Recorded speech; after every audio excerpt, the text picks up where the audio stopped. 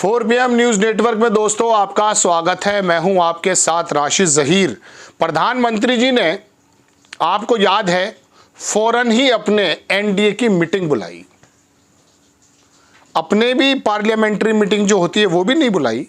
सबसे पहले गठबंधन के एनडीए का जो गठबंधन है उसके लोगों को बुलाकर अपने बराबर में चंद्रबाबू नायडू, नीतीश कुमार, इन लोगों को सबको खड़ा कर दिया। पीछे जयंत चौधरी, सब लोगों को, अपने लोगों से मशवरा भी नहीं हुआ। और अभी तक तो चुनाव आयोग ने भी राष्ट्रपति महोदया को ये बात भी नहीं सौंपी है कि साहब हमने चुनाव करा दिया, लिहाजा अब हमारी ड्यूटी ख़त्म। और इस्तीफ़ा देने पहुंच गए और बताया जा रहा है कि 7 तारीख को बुला करके बैठक, न्योता लेने जाएंगे महामहिम से और 8 तारीख को शपथ ले लेंगे। इतनी जल्दी क्या है? 8 तारीख में आपको पहले एपिसोड में बता चुका, 8 तारीख को ज़्यादा अच्छे काम करते हैं प्रधानमंत्री जी। 17 सितंबर गालिबन उनका बर्थडे है, 1 और 7 मिला के 8 हो जाता है।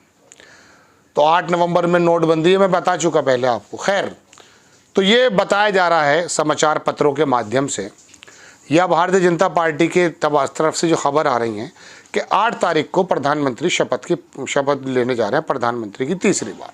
इतनी जल्दी, जब ये कहा जा रहा है कि साहब नैतिकता के आधार पर इनको छोड़ देना चाहिए, मैं तो नहीं मानता हूँ, क्योंकि उनको बहुमत से थोड़ी सीटें तो कम मिली हैं, 240-42 मिली हैं। आपको तो टोटल भी इंडिया गठबंधन को इतनी नहीं मिली है, तो वो दावा क्यों छोड़ देंगे?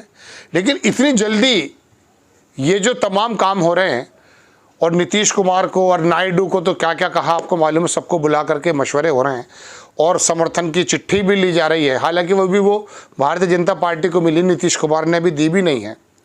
जब राष्ट्रपति महोदया को देंगे समर्थन की चिट्ठी तब बात मानी जाएगी, उसी का महत्व भी है। लेकिन मोदी जी की इस जल्दी के पीछे मुझे कुछ चीज़ें नज़र आ रही हैं, वो मैं आपके सामने रखने हाजिर हुआ। पहली बात तो ये है कि बैसाखी की सरकार आप सुन रहे हैं, मोदी जी कैसे चला सकते हैं? उन्होंने तो अपनी पार्टी के अंदर जो महायोद्धा हैं उनको भी बर्फ़ में लगा दिया, ऐसा आरोप लगता है। दूसरी बात, उनको आदत नहीं है, गुजरात में भी केंद्र में भी एक ही आवाज़ होनी चाहिए, उनकी आदत। अब यहाँ नीतीश कुमार, नायडू अपनी अपनी बातें लेकर आ गए हैं। कुछ खबरों के मुताबिक ये कहा जा रहा है लोकसभा स्पीकर मांगा जा रहा है। ये तमाम जो सिचुएशंस हैं, हाउ कैन ही सर्वाइव?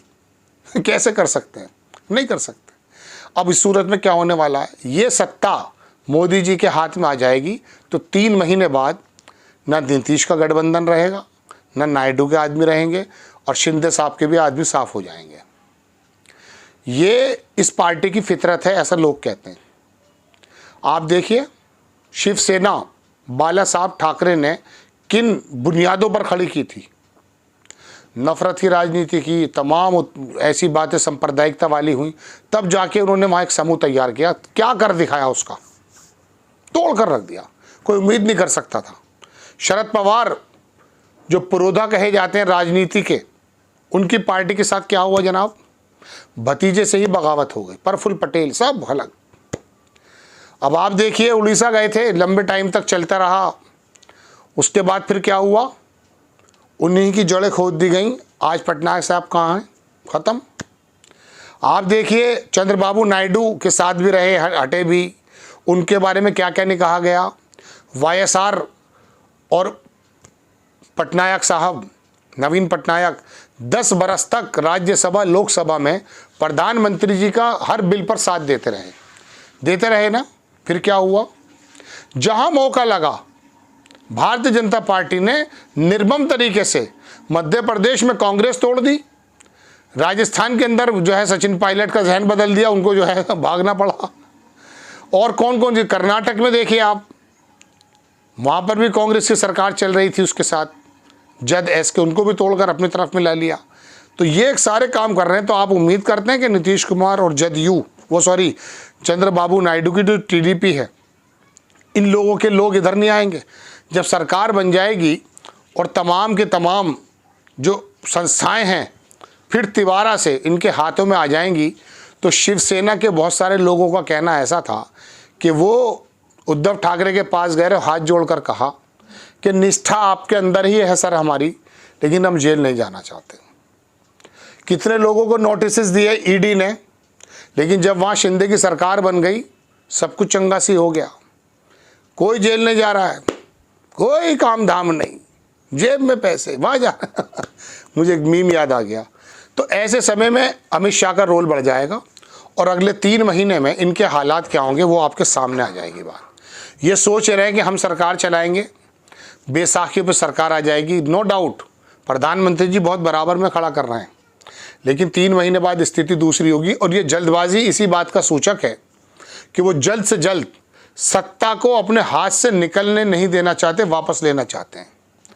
और यही वजह है कि इंडिया गठबंधन की तरफ से भी वो बिल्कुल आराम से बैठ गए, क्योंकि खड़गे साहब ने नैतिकता का काम करते हुए कहा कि साहब हम वेट एंड वॉच और बैठेंगे विपक्ष में। बैठ जाइए विपक्ष में ही बैठे रहोगे सर। ये मौके आए हैं, देश की जनता ने भारतीय जनता पार्टी के खिलाफ मैंडेट दिया। ज़्यादा लोग ऐसे हैं जो इनके साथ हैं, मैं अपने पहले एपिसोड में बता चुका कि जिनका मतभेद है, वैचारिक मतभेद है, वो भारतीय जनता पार्टी की विध्वंसकारी जो नीतियां बताई जाती हैं उनके पक्ष में नहीं है। नीतीश कुमार को तोड़ा है, शिंदे को तोड़ा है, अजीत पवार को तोड़ा है, सब लोगों को तोड़कर तो ये लाए हैं। तो इनका कौन सा गठबंधन? और आपके साथ जो हैं, मैं आपको पहले बता चुका, वो सब आपके साथ ही हैं वैचारिक रूप से, कांग्रेस के साथ वैचारिक रूप से। अखिलेश यादव भारतीय जनता पार्टी की वैचारिकता नहीं रखते हैं। तेजस्वी यादव, ममता, ये तमाम लोग इनके खिलाफ हैं। तो ऐसे समय में ये जल्दबाजी इस बात का सूचक है कि तीसरी बार सत्ता हाथ में आ जाएगी और बहुत जल्दी इंडिया गठबंधन पैसे तो ठंडा ही बैठा, कुछ कर नहीं रहा है, उनको कुछ करने का मौका न दिया जाए। और अगले 3 महीने बाद स्थिति ये होगी, ये सोच रहे ये हैं कि नीतीश कुमार के साहब हमारी चलने वाली है, और नायडू साहब सोच रहे हैं कि स्पीकर हम ले लेंगे। अच्छी बात है, अपनी अपनी शर्तें रख रहे हैं, चौकस रहना भी चाहिए। लेकिन मैं आपको बता दूँ, अमित शाह जिसका नाम है, उनके बारे में कहा जाता है कि वो चाणक्य हैं। पता ही नहीं चल पाता जयंत चौधरी कब छोड़ के भाग जाते हैं।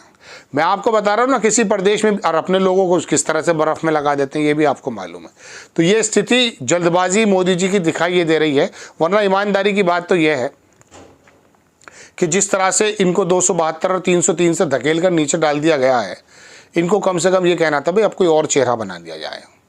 75 साल का तो मैं होने वाला हूँ, लिहाजा नितिन गडकरी, शिवराज चौहान, आरएसएस के मशवरे से, लेकिन बहुत जल्दी कोई अपने बंदे से मशवरा नहीं, कोई अपने लोग बुलाए नहीं। अरे फोरन नायडू को बुलाओ, अरे सौरन नीतीश जी को बुलाओ, और आ करके उनका आदर सत्कार, और ये है और वो है। ऐसे आदर सत्कार हुआ करता है सबका जनाब। नीतीश शरद पवार के तो पैर छूते थे प्रधानमंत्री, तोड़ कर फेंक दिया, सिंबल भी नहीं मिला। स्पीकर का मूड बदल गया, केजरीवाल जेल में। तो ये हालात हैं। तो आने वाले इनकी जल्दबाजी से यही दिखाई दे रहा है दोस्तों कि ये काम करने जा रहे हैं। दुनिया कह रही बैसाखियों पे सरकार चलेगी, नहीं, महीने 20 दिन बैसाखियों पे सरकार चलेगी। अमित शाह जैसे चाणक्य जहाँ हैं, वो इन पार्टियों में तोड़ फोड़ करके कब ये लोग इधर आ जाएंगे पता नहीं चलेगा।